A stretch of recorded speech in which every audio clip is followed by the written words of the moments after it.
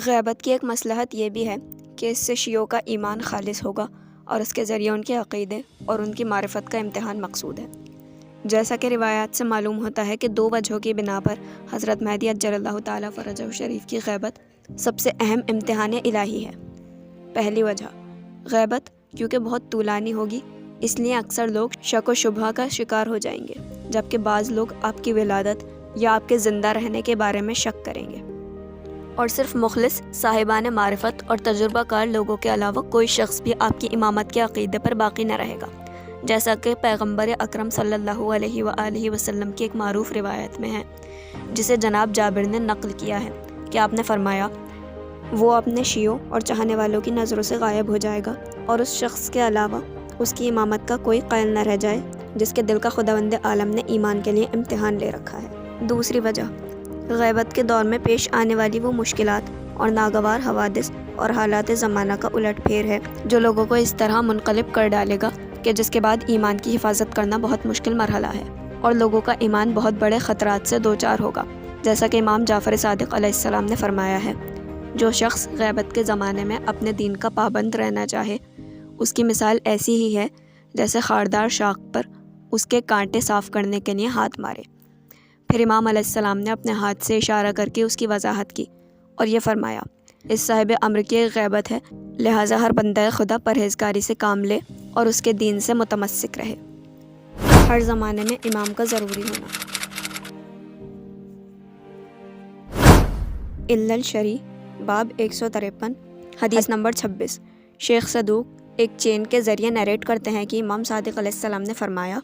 زمین باقی نہیں رہے گی سوائے اس کے کہ ہم میں سے کوئی اس میں موجود ہو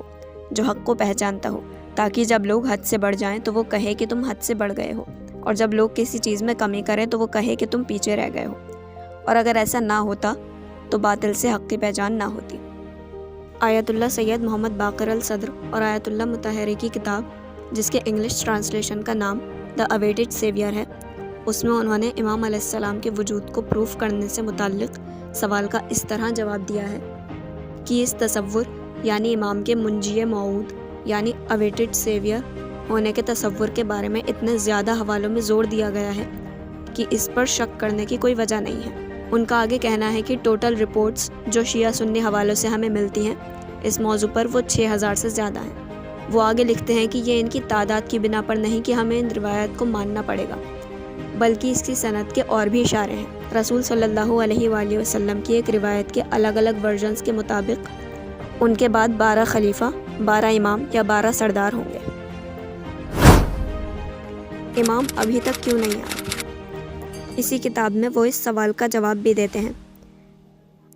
ایک انقلابی حکم کا کامیاب نفاذ بعض شرطوں اور خاص ماحول کے وجود پر منحصر ہے، اور ہم جانتے ہیں کہ امام کا قیام کسی خاص خطے تک محدود نہیں ہے۔ ان کا مشن در حقیقت میں پوری دنیا میں انقلاب لانا ہے۔ وہ آگے لکھتے ہیں کہ اتنے بڑے انقلاب کے لیے فقط ایک ٹاسک اور قائد کا وجود کافی نہیں ہے، ورنہ یہ رسول صلی اللہ علیہ وآلہ وسلم کے زمانے میں ہی مکمل ہو چکا ہوتا۔ ایسے انقلاب کے لیے مخصوص آب و ہوا اور عمومی ماحول کی ضرورت ہے جو تمام شرائط کی تکمیل کے لیے سازگار ہو۔ ان کے مطابق ملٹری پاور ابھی بہت آگے بڑھ چکی ہے، لیکن جب تک انسان مورلائز نہ ہو جائے اور ناانصافی سے لڑنے کے لیے پرعزم نہ ہو جائے، ملٹری پاور کا کوئی انجام نہیں ہوگا۔